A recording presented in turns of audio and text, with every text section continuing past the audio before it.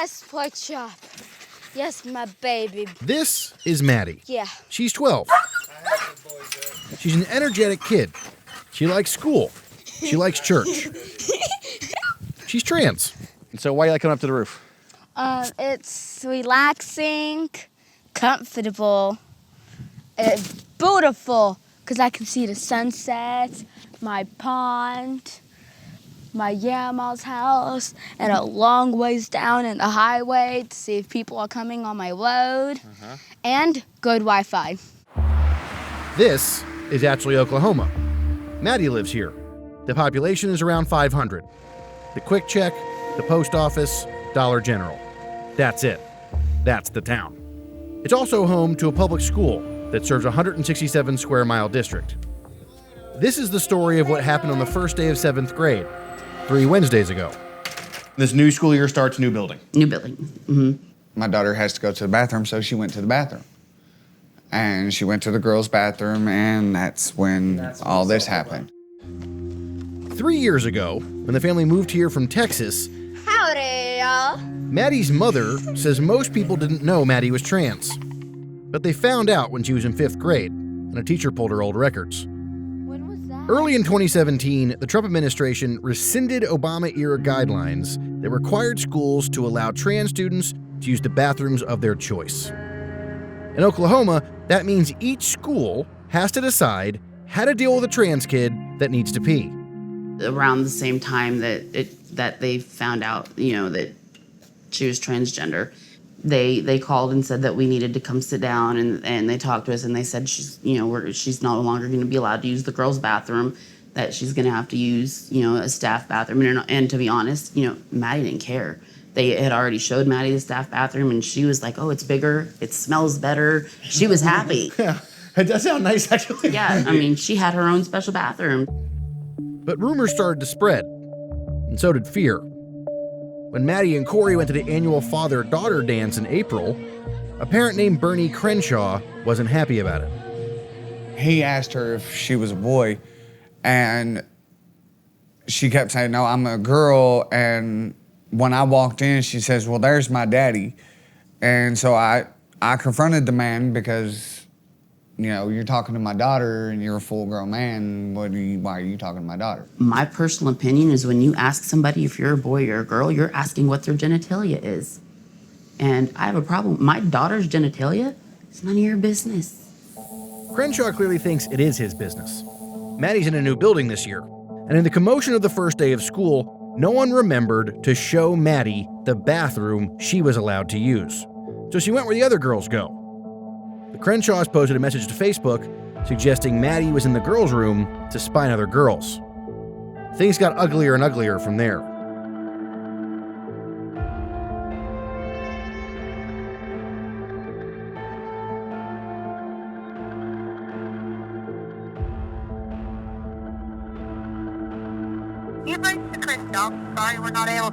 We reached out to the Crenshaws several times for comment, but they didn't get back to us. The Facebook messages went viral. A protest supporting Maddie was planned, and a counter-protest too. It all got a little too hot to handle, so school shut down for a couple days. So, Maddie, I got to ask you, what do you make of all this stuff that's been going on the past couple weeks? I don't care for it. I think it's all stupid, except supporters. But the threats and that is stupid. Who would do that to a 12-year-old? A lot of people seem to think that you're different from other 12-year-old girls. Why do you think they think that? Everyone's different. No one's the same. We're all different and unique and special in our own way. Do you feel like this is a thing where kids get it and adults don't get it? Adults, some of those adults out there, they do get it, but they don't support it, and that's their choice. They can be hateful and rude about it, but they ain't dragging me down. Maddie puts on a brave face, but she's scared. The family's scared too. That white truck just slowed down, then zoomed out in front of our house. Gold truck, then yeah. Mammals.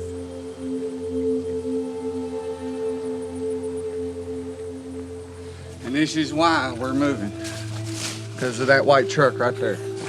It's gone now. It took off back more that way when I walked up in the road. Someone put up a GoFundMe for Maddie and thousands of dollars poured in. The family's going to use the money to get out of here as soon as possible. So where does this leave Achille? James Wynn has lived here for around 30 years. If someone called you up and said, hey, I have a transgender kid, I'm looking for somewhere to live, would you tell them to move here? Unless you're ready for a lot of BS and a lot of controversy, stuff like that, I would say no.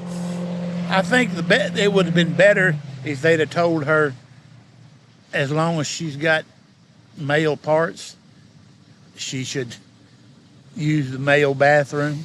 Mm-hmm. When you're in school, you're a male. The police pulled us over for filming on private property, but they made it pretty clear people didn't like the fact we were here. This being a small community, they're really not big on outsiders. From the calls alone, that I have to perceive that there could be a threat towards y'all as well. Mm-hmm. Okay. So I have to take it pretty seriously. All right, middle school, that's Miss Bean. At the first school board meeting since all this happened, Maddie never came up. This is her principal. We have had really, really seriously good start. The teachers are doing a phenomenal job. The classes have gone really well. The school superintendent, who happens to be married to Principal Bean, says the district is happy to have Maddie on their terms. You know, what do you say to a mother that says, you know, I do not want my daughter in a restroom where somebody has, you know, is a different gender in their opinion? We have one side that says that the transgender student is what they say they are, you know, period. And that sounds good, it's respectful and everything else. You do have another side, though, that we have to deal with, and it is the majority that says, you know, I do not want my child dressing in a locker room or a bathroom or whatever with someone of a different gender.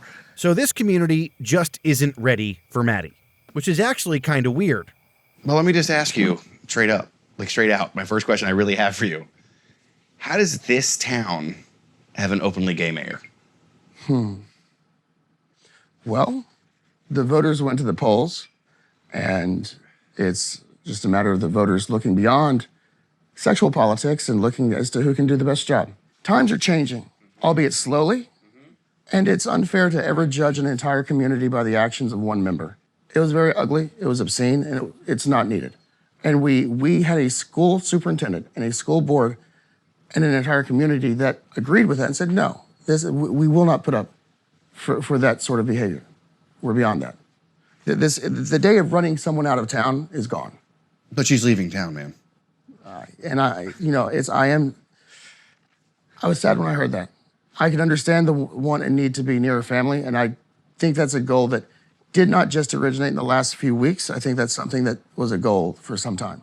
You hope that's true. I hope that's true. Right. I always hope for the best.